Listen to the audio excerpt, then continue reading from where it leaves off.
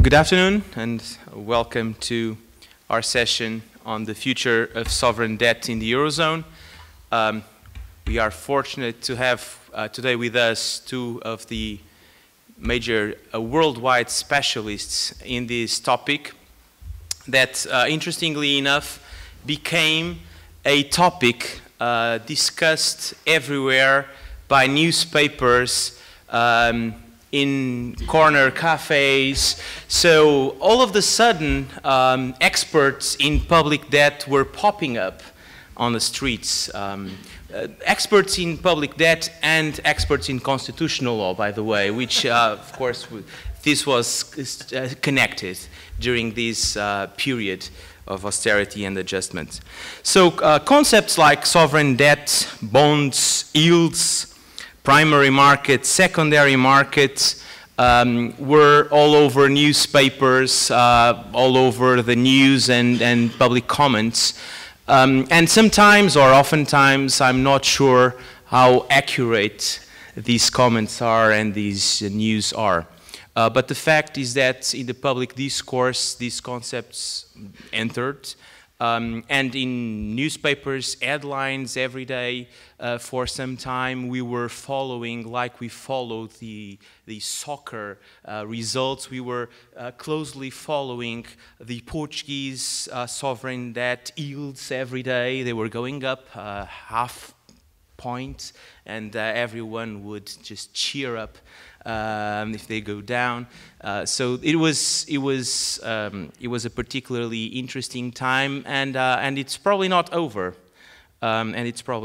So we have today, as I was saying, two of the major worldwide specialists in this area. Professor Buchheit is a partner of one of the largest and most reputed international law firms, Cleary Gottlieb in New York, and has been dealing with public debt around the world since the early 80s, I believe.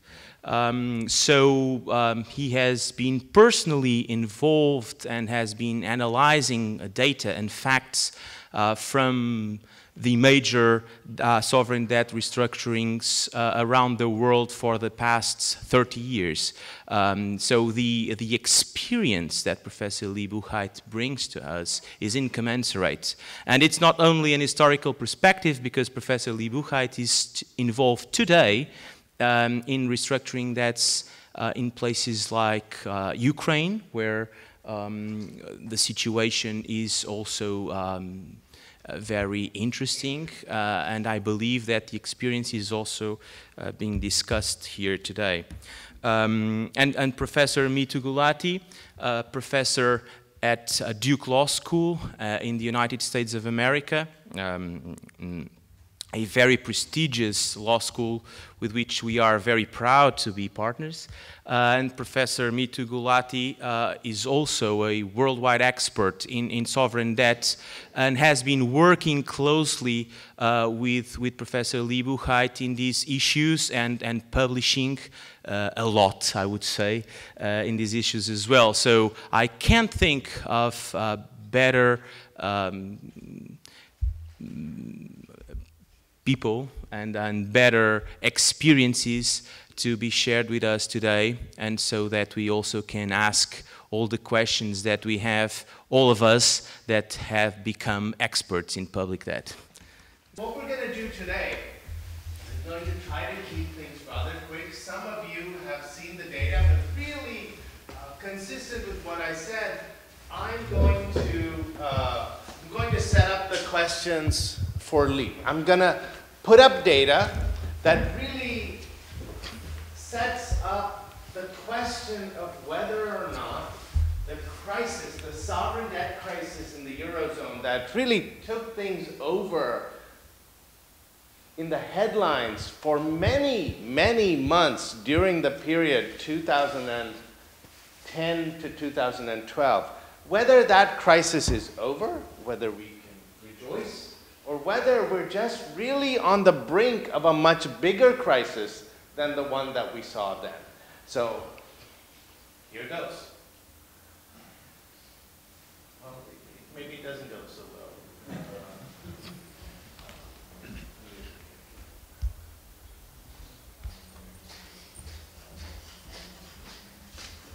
it's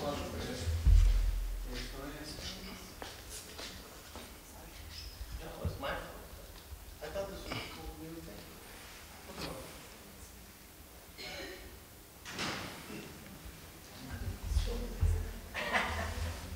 All right, so this is the title of one of my favorite IMF papers ever written. This was in 2010 when the IMF was trying to tell the world that the sovereign debt crisis in Europe would never actually occur. This was literally in 2010. Now, so the second slide that I have up here, that was up there just a second ago.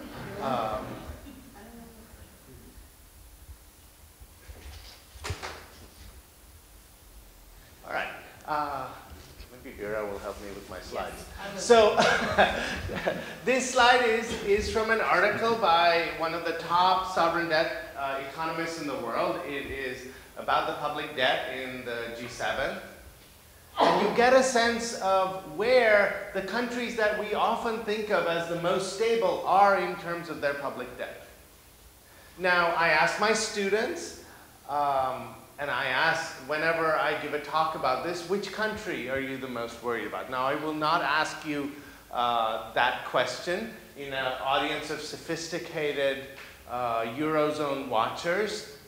People very quickly, other than looking at the gargantuan numbers for Japan, quickly center in on the Italian debt stock.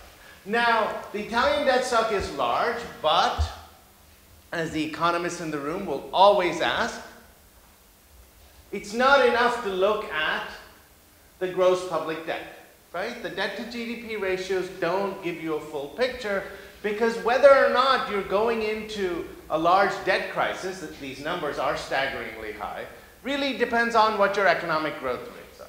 So you have to look at the economic growth rates. But first, let's look at how the Italian debt stock has evolved over time.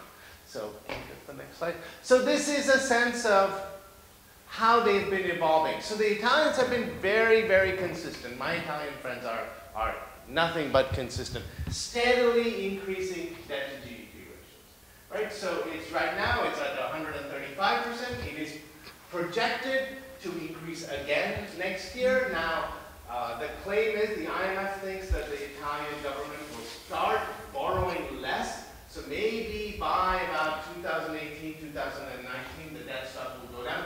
But in terms of anything that we have seen recently, this is the direction in which it is going. Right? Now, again, to reiterate, this is misleading to the extent there is growth.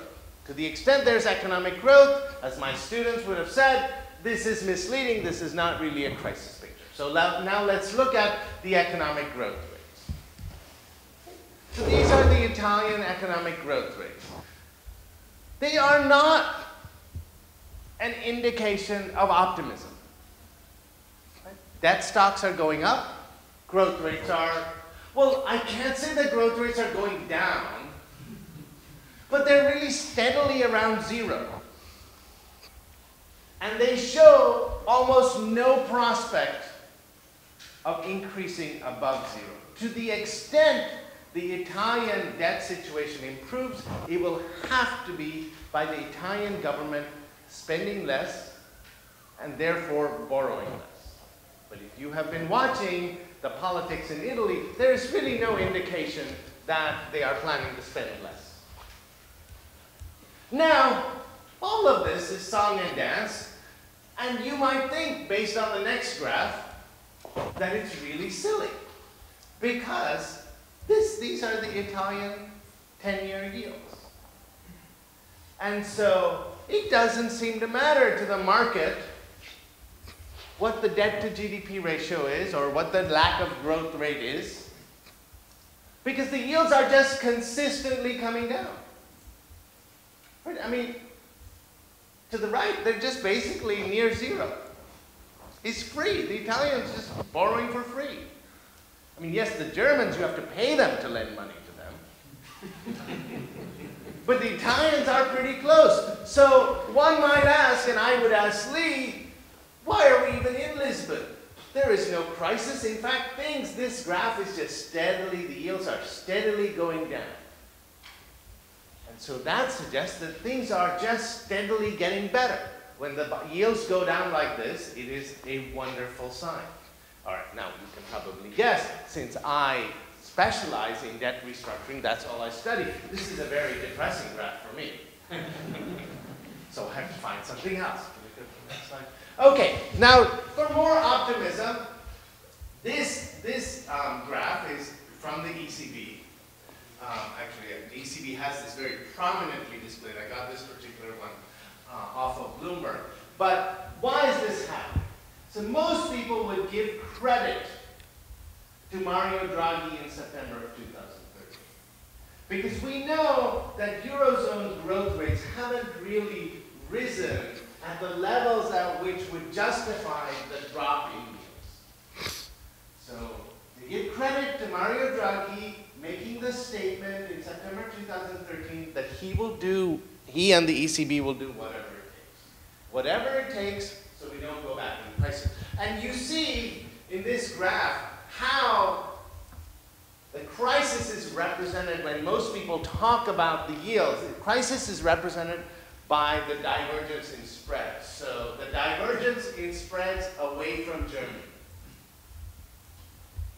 So you see, I just put up Spain and Italy. You see the Spanish and Italian yields just go way off of the German yields. But after Mario Draghi's statement right there, the whatever it takes statement, and the statement that we will do OMT, the yields have been consistently not only converging, but going down. Right? So this is what we see, and this by itself would suggest that things are getting better. So now we got to ask the question, are things really getting better, and are there reasons to be concerned? Can we do that? All right.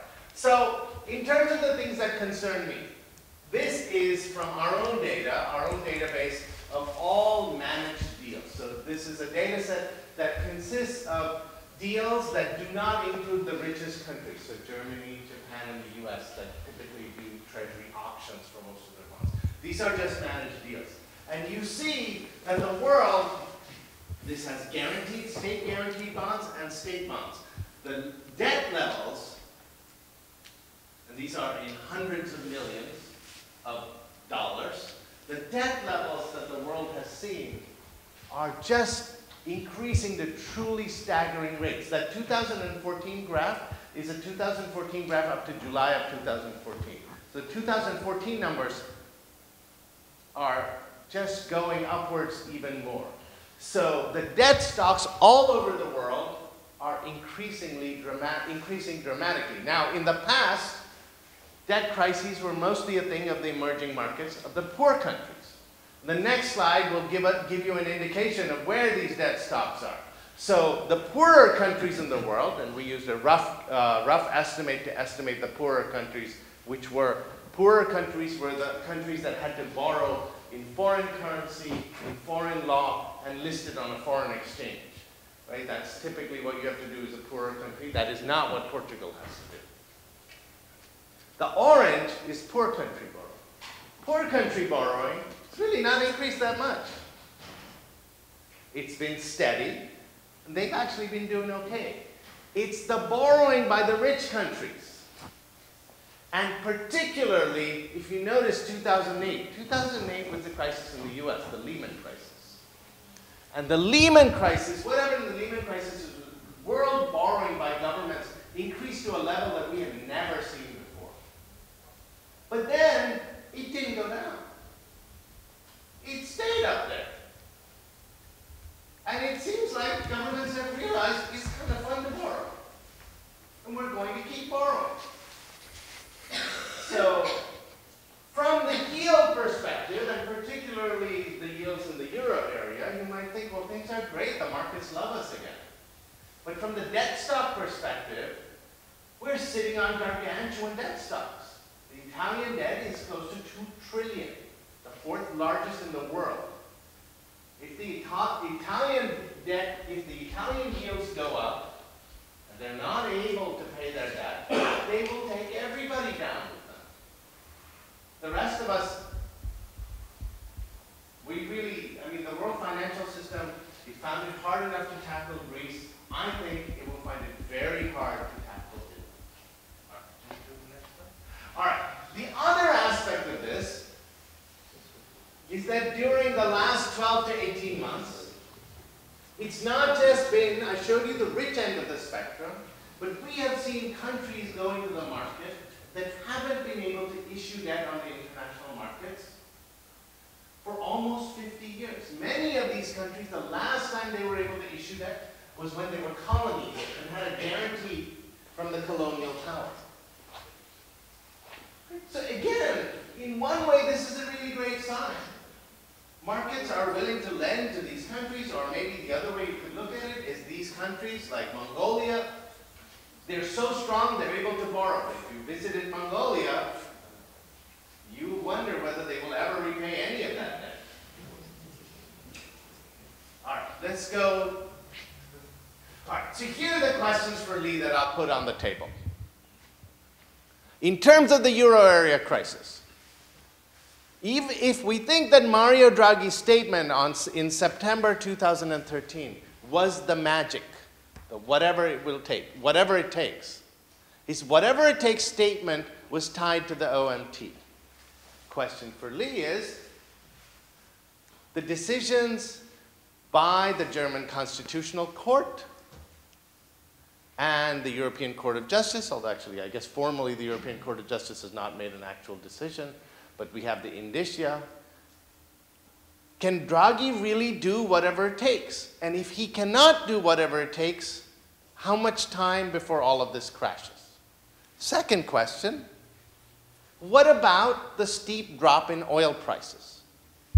So we know as a historical matter that way back when in the 80s when Lee started working, that it was the drop in commodity prices and the rise in interest rates in the US that sparked the Latin American debt crisis. Well, if you look out there, when I went to buy gas right before I came, it was almost like gas in the US was free. I thought the pump was wrong. I had to pay so little. And I was happy, and then I thought, oh, but maybe this means there's going to be another debt crisis. And then I was even happier. But is that truly? And then there is the little matter, and this is my favorite, maybe Lee can't talk about it, but there is the matter of Russia and us not knowing, having any idea what they're planning to do, other than take more and more territory. I was just reading the headlines about how Sweden has moved troops to some uninhabited island because they're afraid that the Russians are going to take over uninhabited islands in between them. But Ukraine is literally weeks from a major sovereign debt default. They don't have any money. So the question is, are things really getting better? Or are we just on the brink of a major crisis? All right, with that, on that cheery note, I'll give the rest to Lee. I was here in 2013, I think in this very room, and we had a very entertaining discussion. We spent a good deal of that discussion wondering what 2015 would look like. So here we are. And now we'll wonder what's coming. Mitu's slides surely stand for this proposition, that the market no longer perceives a serious risk of a Eurozone sovereign debt default. The question is the market right? Has the risk materialized or only the perception of it? So strike that. Has the risk receded or only the perception of risk receded? It seems to me there are three things at work here. First, as Mitu's slides have shown you, during the period of this crisis, 2010 until now, the debt stocks of virtually every developed country have gone up sharply. Average debt to GDP in the Eurozone in 2007, 2008 was 60%, more or less. It's now north of 93%, an increase of 50% over a very short space of time. Why, you might ask? Has this not brought out the people to the barricades in countries other than Greece? The answer to that must surely be that we have lived during this period through a time of zero interest rate policies by all of the world's major central banks. The truth is that although these debt stocks have grown to colossal size in many countries very fast, the servicing of them has remained relatively moderate because of very low interest rates. Moreover, a number of the central banks, including the European Central Bank just this last week, have run quantitative easing programs which have pumped massive amounts of liquidity into the market. Mitu asks the question, why are these yields low? They're low because of a zero interest rate policy coupled with massive amounts of liquidity, which must go somewhere. You must lend it to someone, and all borrowers have been the beneficiaries of that.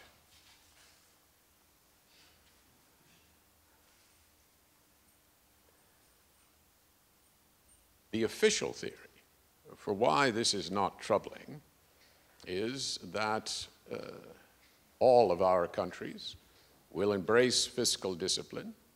We will run primary surpluses for essentially from now until the 12th of never. We will apply those primary surpluses to reduce these gargantuan debt stocks, and all will be well. What you have to ask yourself is, what happens? What happens if interest rates return to anything like their historic norms before those primary surpluses, if indeed they materialize, can erode those debt stocks to a tolerable level? Historic norms of interest rates over the last 30 years probably average 5 to 6%. Imagine the drain of resources if interest rates were to return quickly to that level. It would require the governments of virtually every developed country to be diverting resources away from other programs, health, education, military, whatever the programs are. It would require a massive diversion of resources which would have inevitably social and political implications.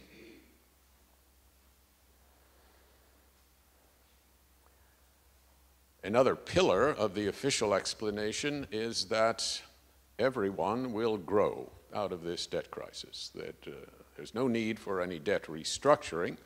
We simply need to grow, although, as Mitu's slides show, that growth has been awfully imperceptible in many countries.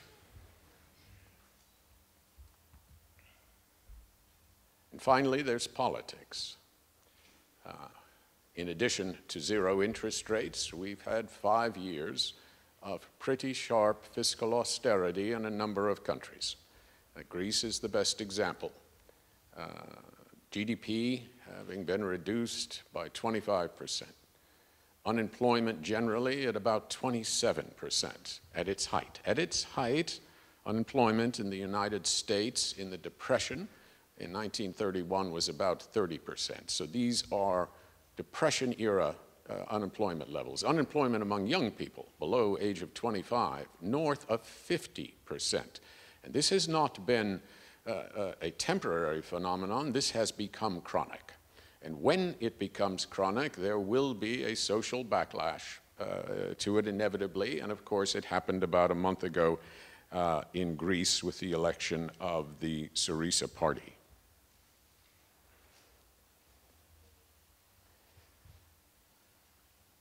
Sovereign debt workouts at base are a question of burden sharing. There are 2 stakeholders in every sovereign debt workout.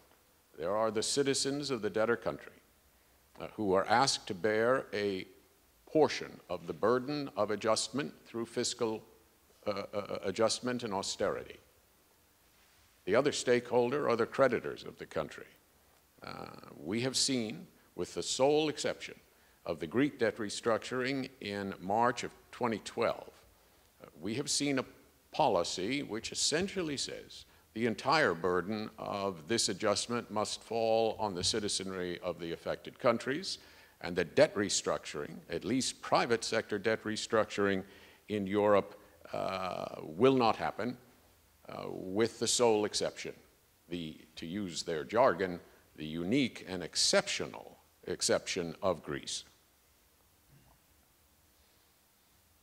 So what happens if these risks materialize and we do have another debt crisis? Again, the official propaganda is we never will, that Greece was unique and exceptional. But at the very moment, and I mean the very moment, that the official sector was assuring us that Greece was unique and exceptional and could never happen again in another country, the Eurogroup finance ministers mandated that every Eurozone sovereign bond issued after 2013 contain a collective action clause, a clause permitting a supermajority of the holders of the bond to agree to restructure it and bind any dissenting minority. That clause has only one purpose, and it is to facilitate a future Eurozone sovereign debt restructuring. So on the one hand, we are assured that it will never happen. On the other hand, significant steps have been taken to facilitate its happening. So what will it look like? Well, collective action clauses have begun to be introduced in Eurozone sovereign bonds starting in 2013, but they're not yet significantly bled into the debt stocks. If a debt crisis overtook us soon, there would be no contractual means by which to bind holdout creditors. Would holdout creditors be a problem? You bet they would. You bet they would, for two reasons. One, holdout creditors from the Argentine restructuring in 2005 have had significant litigation victories in New York over the last couple of years. Second, there were some holdout creditors in the Greek debt restructuring. A relatively small percentage of the affected debt stock, about 3%, still 5 to 6 billion euros, a chunky number, and those holdout creditors have been paid in full by Greece, even though everyone else suffered a 79% net present value loss in that debt restructuring. The lesson is that holding out of a Eurozone sovereign debt restructuring is a path to prosperity. Believe me, that lesson has percolated down to the investor community. Without contractual collective action clauses, a Eurozone sovereign would probably have to do precisely what Greece did in 2012.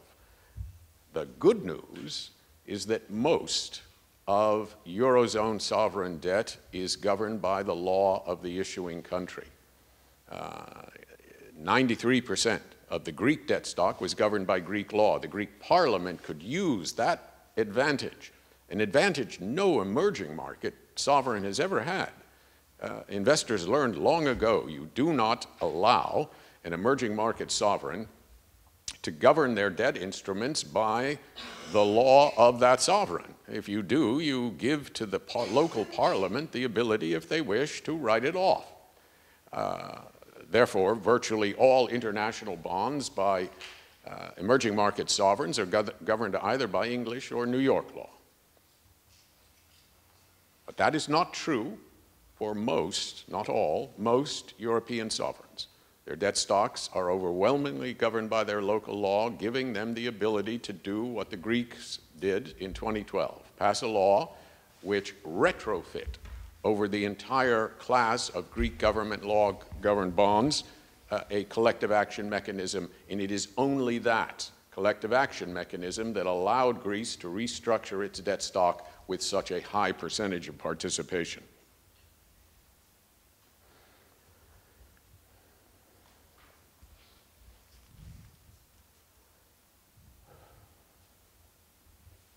When the crisis broke in 2010, it quickly became apparent that significant portions of Eurozone sovereign debt are held by Eurozone banks. And for 5 years, we've heard at almost nauseating length official sector statements saying that we must break this vicious cycle between sovereign debt and European banks. In fact, everything is done to encourage that vicious link. Banks are still allowed to hold sovereign paper with no capital requirement. Regular lashings of long-term refinancing programs by the European Central Bank put trillions of euros into the economy, into the hands of banks at low interest rates, in the sure and certain knowledge that most of it will be lent to the sovereigns of those countries. And of course, the sovereign issuers who supposedly wish to break this vicious cycle are the principal beneficiaries. Their banks are buying their bonds, keeping the rates low, and allowing them to refinance. Finally, the European Central Bank has said, first in 2012 with the outright monetary transaction policy program, that it would buy Eurozone sovereign bonds in unlimited quantities, if necessary, to keep the yields down and allow member countries to continue to finance themselves in the market. Even if you believe that they do have the political rope to buy bonds in unlimited quantities, and no one really does, you have to ask yourself what the effect of that would be for the sovereign issuers, the beneficiaries, if indeed, like Greece, it turns out that they need to restructure their debt.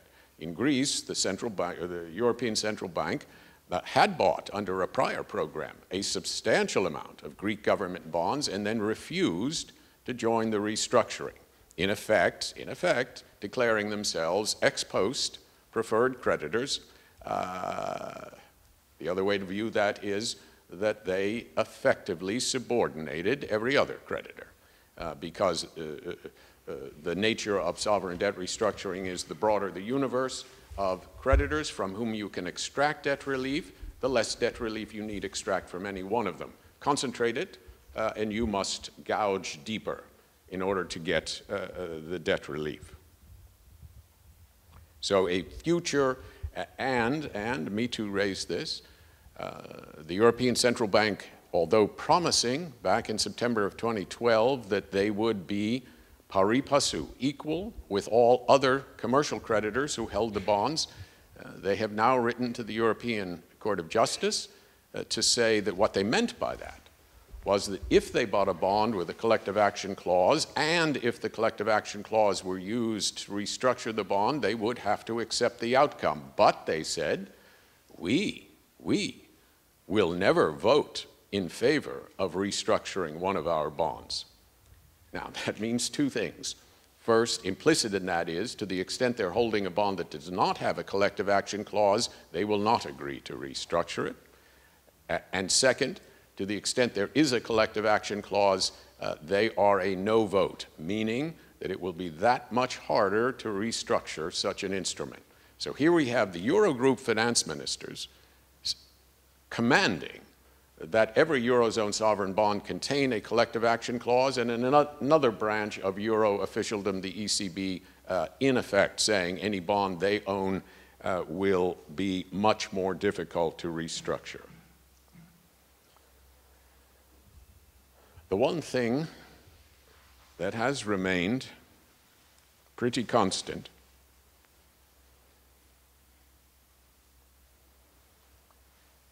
over the last 5 years is the official sector prescription.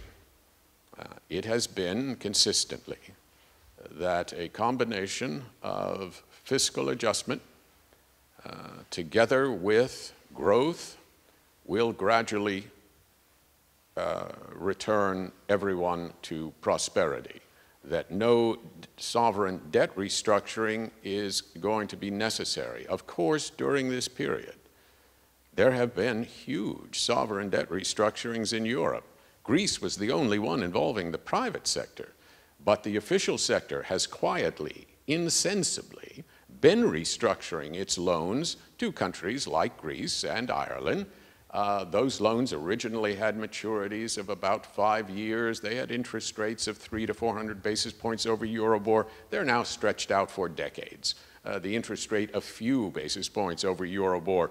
Debt restructuring in Europe has in fact occurred to a great extent. It has simply not involved the private sector creditors.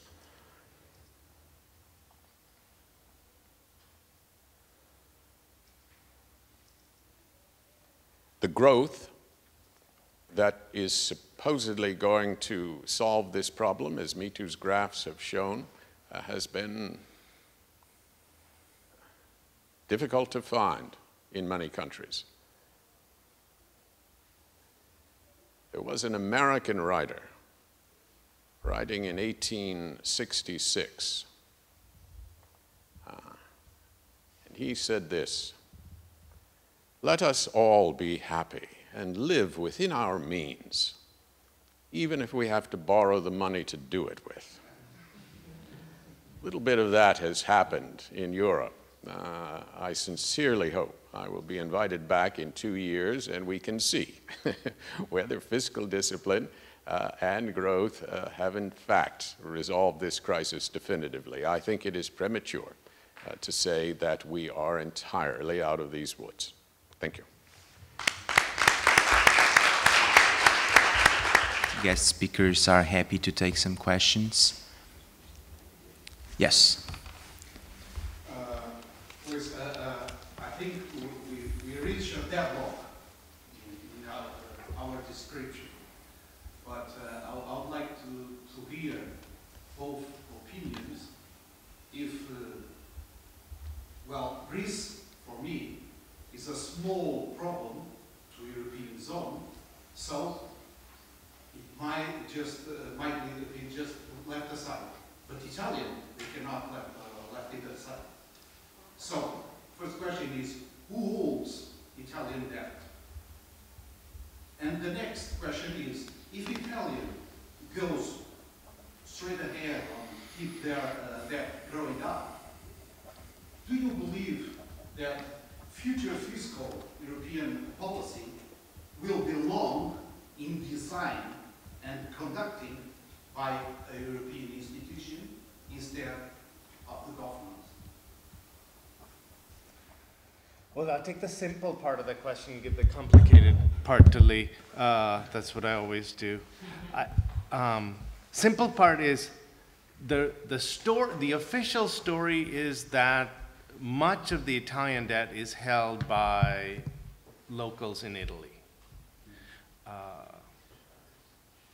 I think that while it is true that there is a significant portion that is held domestically by domestic institutions and individuals, it turns out in Italy a lot of individuals hold government debt as well. It is so large, 2 trillion, that a very significant amount is also held abroad, and significant enough that it can cause great damage to the global system. I mean, it definitely will cause great damage to the euro system. So, I mean, I don't buy the story that because it is all held by domestic institutions and domestic individuals, the rest of the world doesn't need to worry. A, it's never been clear whether that's really true.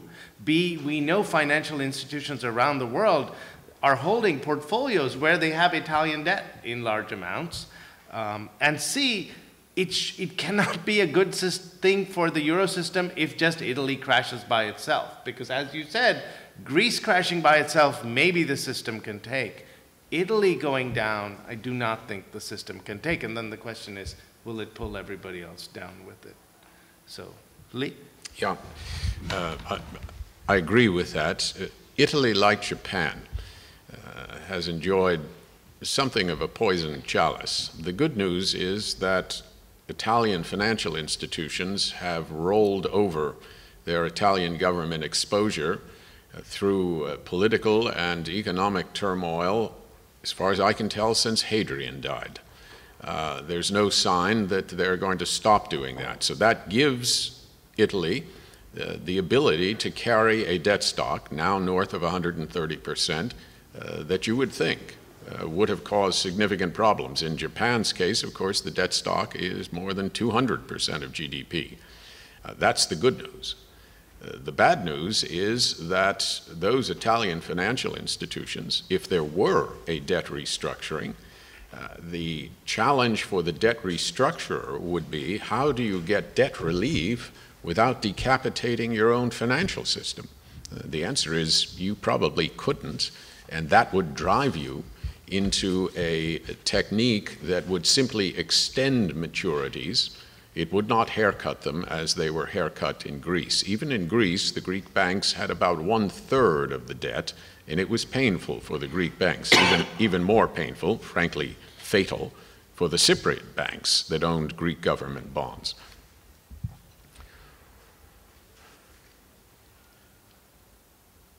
The one thing I think that the European official sector has learned, and certainly the IMF has learned, there was a risk, a huge risk, in the policy decision taken in the spring of 2010 that a private sector debt restructuring is always to be avoided in Europe, with the sole exception of Greece 2 years later.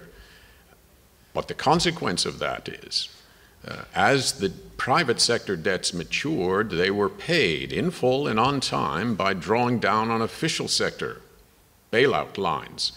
The liabilities therefore migrated out of the hands of people who lent the money and on to the shoulders of the official sector and their taxpayer funders. And they migrated at par. The risk of such a policy is that if a debt restructuring in the future does become necessary, that axe must fall on the neck of the taxpayer. And of course, they have now had a taste of that in Greece.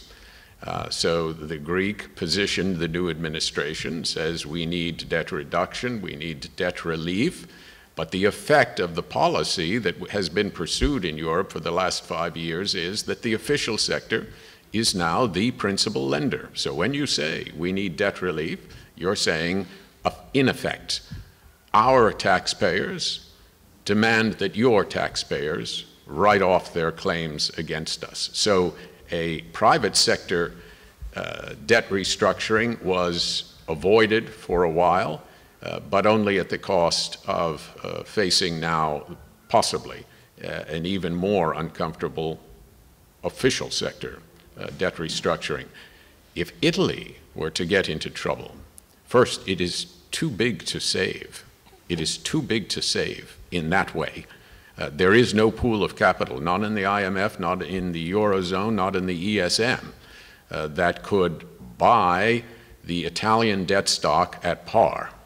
This year, Italy will need to roll over 400 billion euros just this year. There is no pool of capital that would allow them to be saved in that sense. Therefore, a debt restructuring, if Italy got into that kind of trouble, a debt restructuring would be essential, but that debt restructuring would probably be preordained to be nothing more than a deferment of maturities, not a haircut. It would kick the can down the road. It would extend and pretend, whatever expression you want to use. But Italy is too big to save.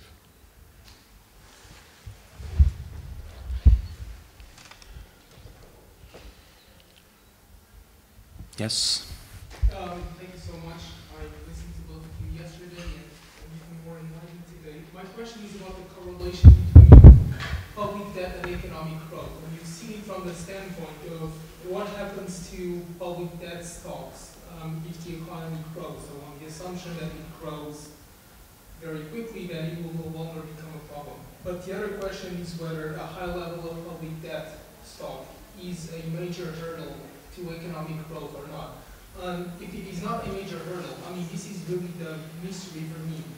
What is going on in the Eurozone that for a decade or so, I mean, countries just seem unable to grow? This is particularly true of peripheral economies, but it seems to be true of the Eurozone as a whole. So there's something going on. I mean, growth is really not going on in the European economy. What is that? Is there a relationship to public debt or not? I think that's my question. Me too. Well, I mean, I think the answer, well, Lee and I, we're not by any means experts on growth. We thrive when there's no growth and lots of debt. So, but it is, I think the reality is, and this is in some ways why it is so interesting and why it's a world that we don't understand, is that economists and the people who study public debt for some time now have been recognizing that the dynamics of public debt in developed countries is different from the dynamics of public debt in emerging market countries. And certainly in emerging market countries, we thought that very high debt stocks and volatility in the economy meant that you couldn't really effectively grow because you were constantly having to have a backstop of money that you needed to deal with emergencies.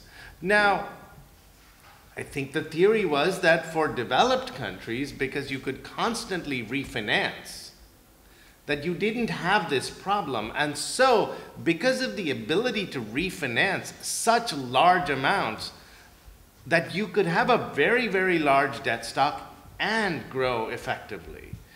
But certainly people like Reinhardt and Rogoff have questioned that. But I think the jury's out in terms of what's happening. But certainly, I mean, one of the dynamics that the graphs represent, this gargantuan increase in debt, and this is something that Lee can speak to more effectively, is that we are talking about a world in which countries are borrowing more and more on the assumption of being able to refinance.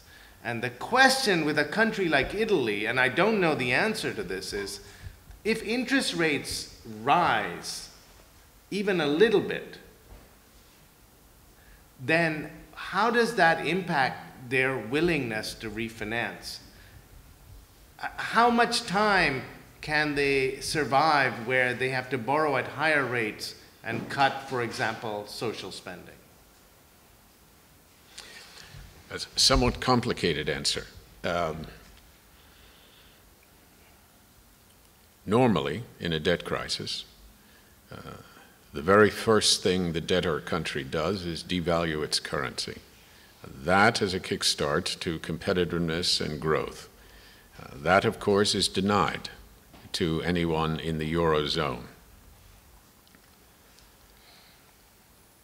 Moreover, if you look at the sweep of history, even debt stocks by countries in the developed world that get out of hand are often reduced simply by inflation. The last time the United States exceeded a debt stock of 100% of GDP was after the Second World War. It was dealt with rather effectively by inflation, not anything else. Inflation, of course, is probably dangerously low in the Eurozone, so that is not gnawing at these debt stocks as well.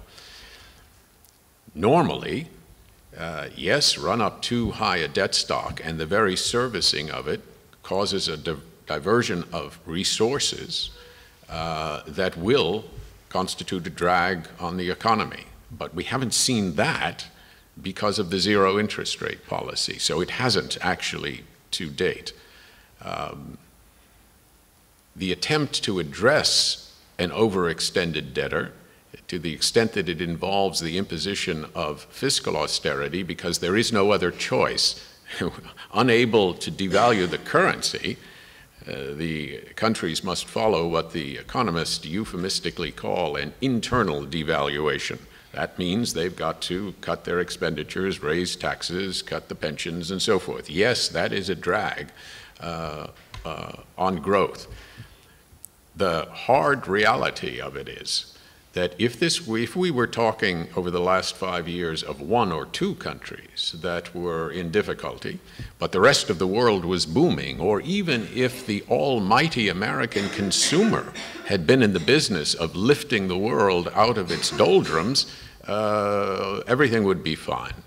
But the fact is that many countries, including the large industrialized countries, have simultaneously been in recession, each of them seeking the same prescription.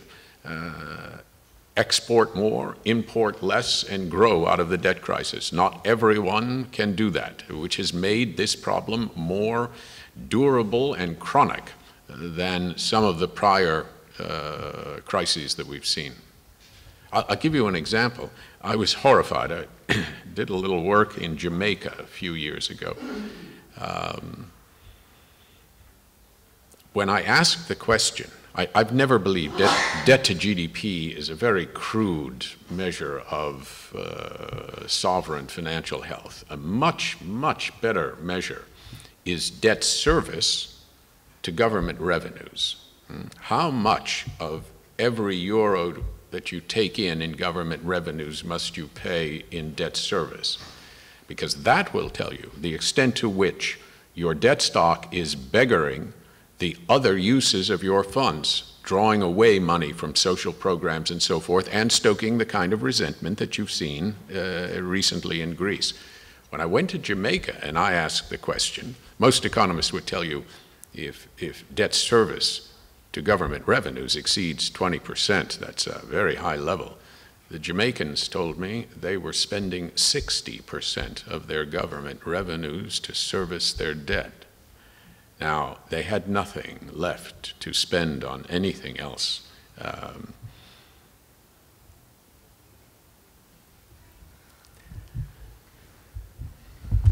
I'll leave it there.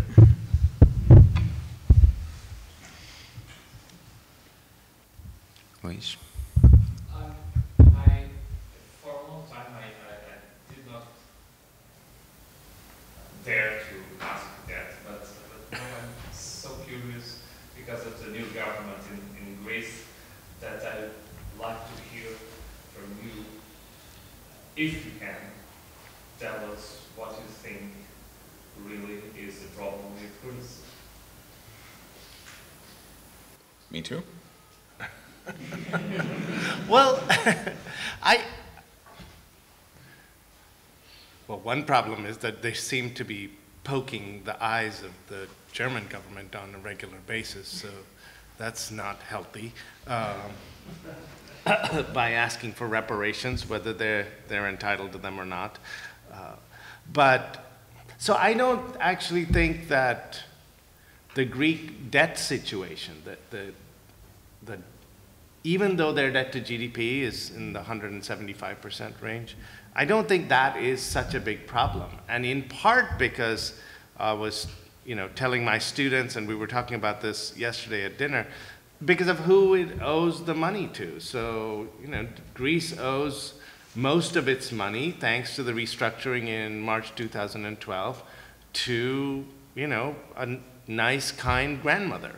It owes it to the euro area government. So let's say Greece doesn't have the money to pay its interest payments, and those interest payments have been stretched out quite a bit.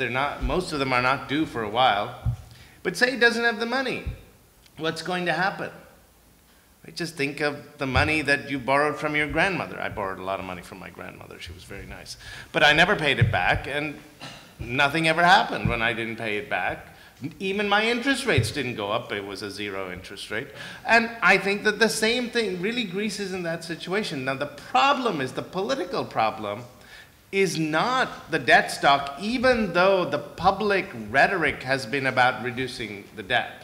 The political problem is that the Greek government, and I'm not sure this is completely wrong, the Greek government wants to spend more of the money that it's generating, given that it doesn't have that much to spend on debt servicing anymore.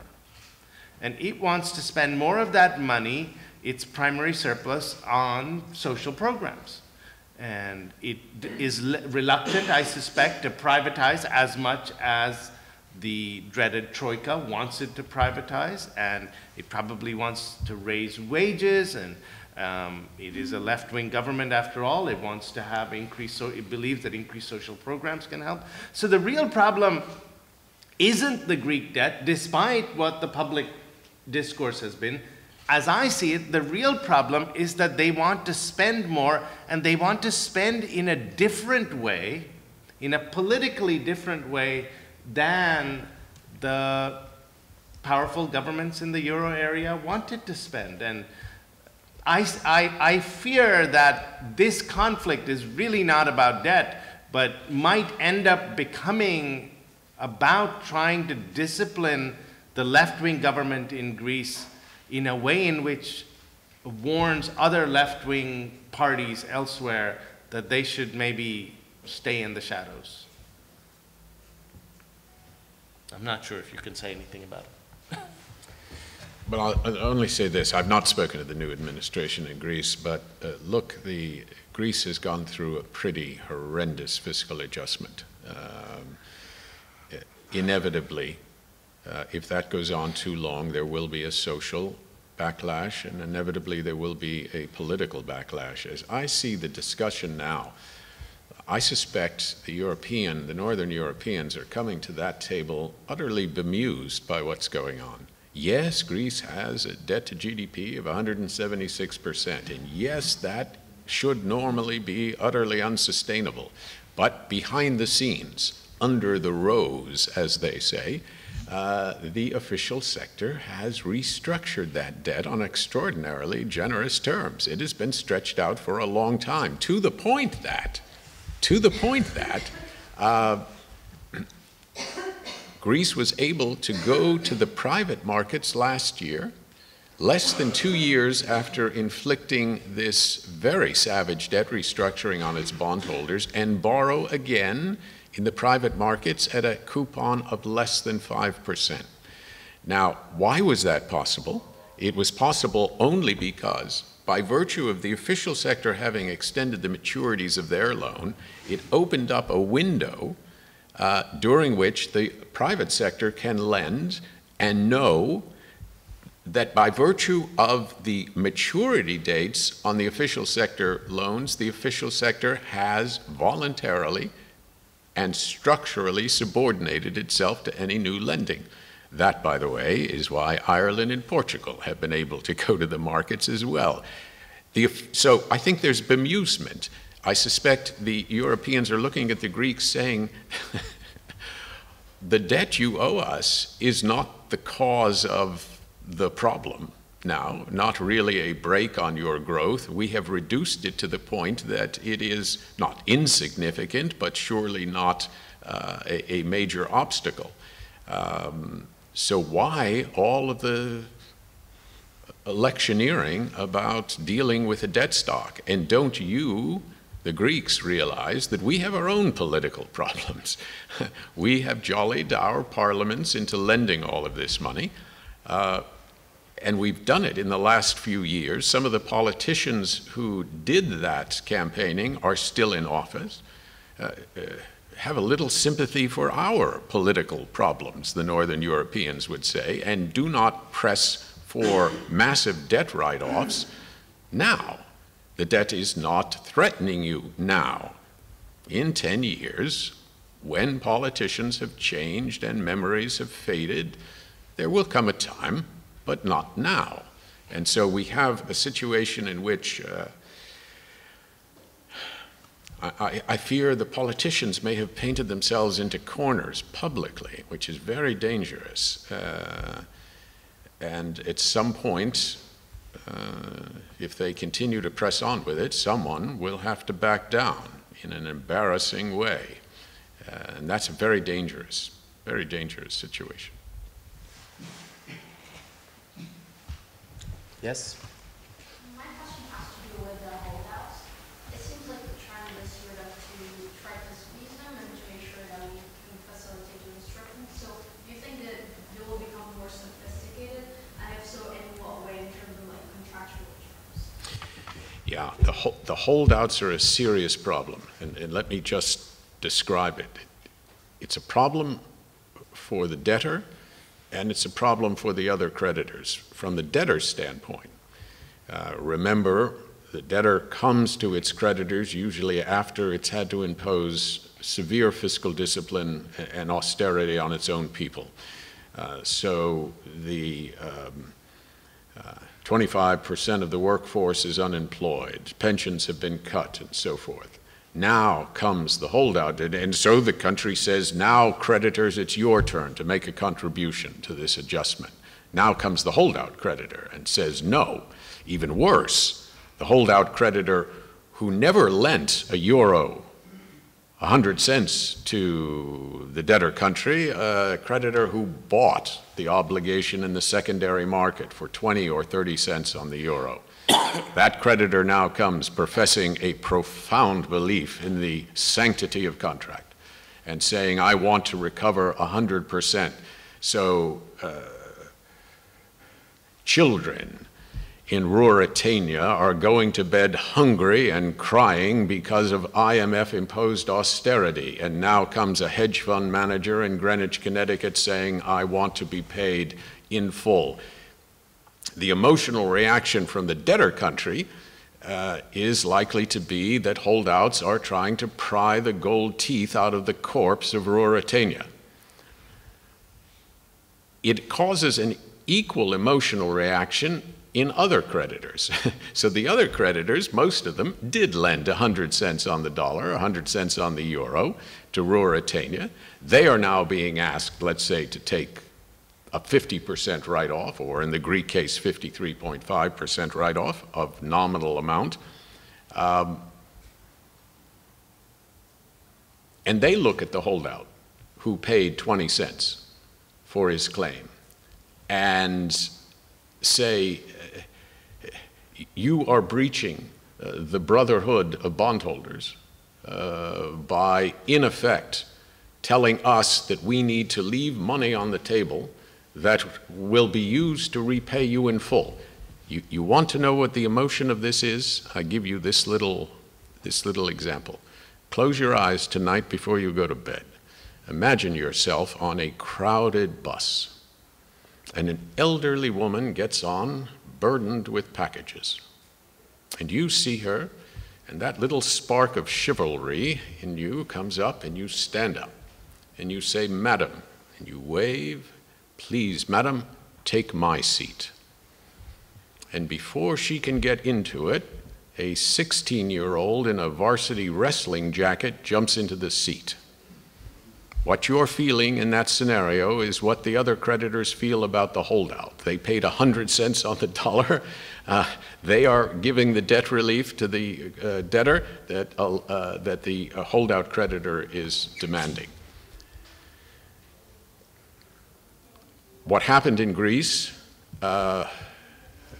involving a pretty savage debt restructuring on most everybody, but holdout creditors getting paid in full, that's not a popular decision among some other creditors, among some in the official sector, but it was the decision.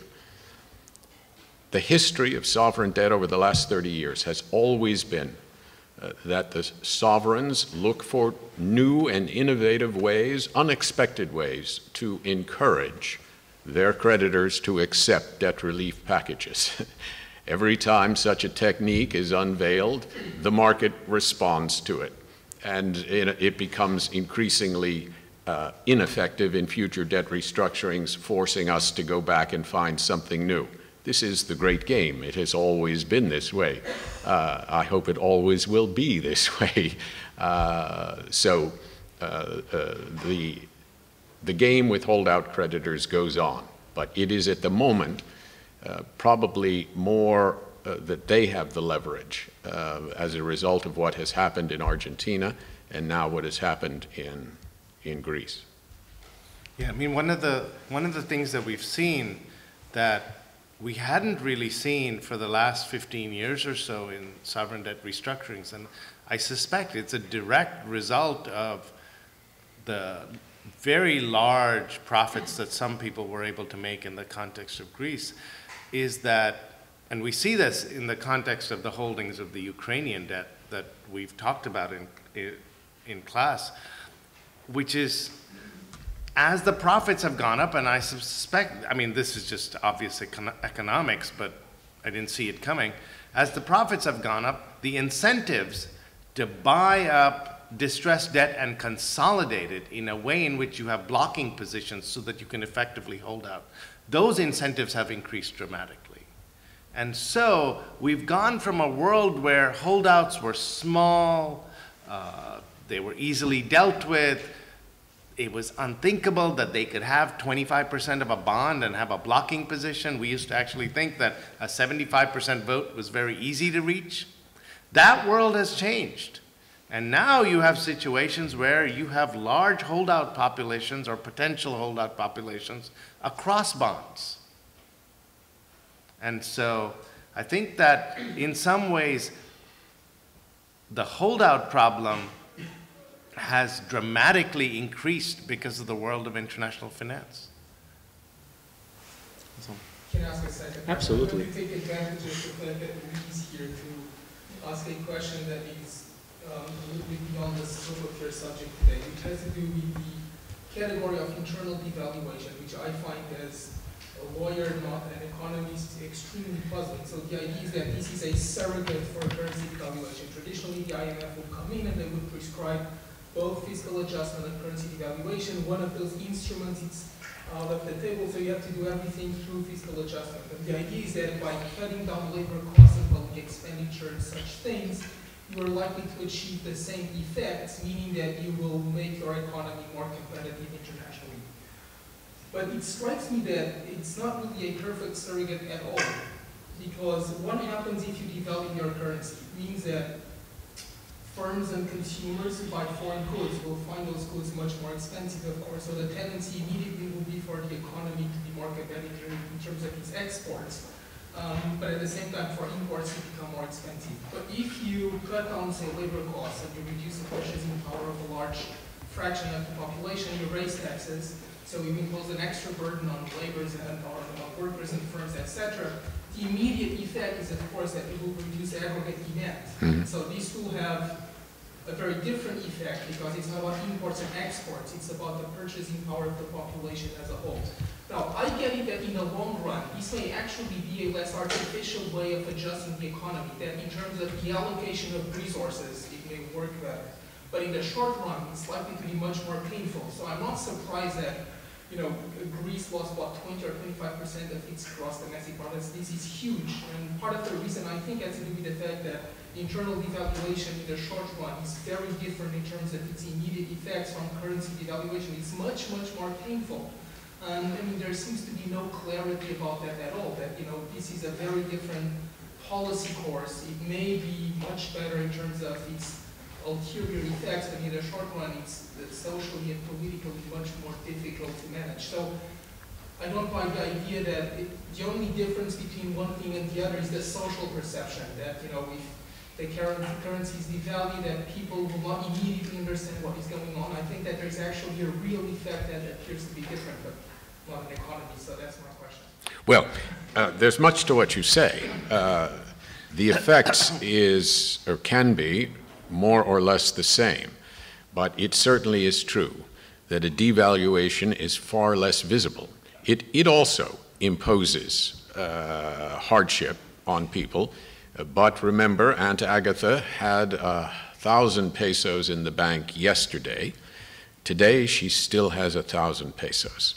But Aunt Agatha has a 1,000 peso pension and finds tomorrow that it has been cut to 700 pesos. Aunt Agatha feels it and feels more aggrieved by it. Yes, it makes imports more expensive. And the theory is that's a good thing, because that will conserve foreign currency and it makes exports more competitive. That's a good thing. But it is, devaluation is far less visible to the population and therefore does not produce the same kind of backlash as an internal devaluation that cuts salaries, cuts pensions, raises taxes. They may come to the same point in economic terms, but they are quite different socially and politically.